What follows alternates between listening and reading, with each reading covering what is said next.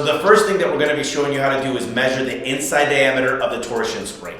Now what we carry is 175 or 200. And what that means is it's 1 3/4 or a 2-inch inside diameter. Now this is a very, very important calculation in determining the right spring for your garage door. There's 3 ways to do this. The first way is using a simple tape measure, and this is when you got the spring off. So you're gonna wanna go ahead and measure the inside diameter with a tape, or you can use a pair of calipers. But what I recommend is actually looking at the cone end.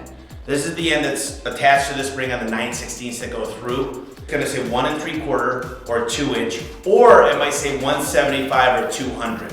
So if we look at this one actually says 200. Now this one would say either 175 or 1 3/4. They're the same thing. And you can actually see when you put them next to each other the difference here, 175 to 200.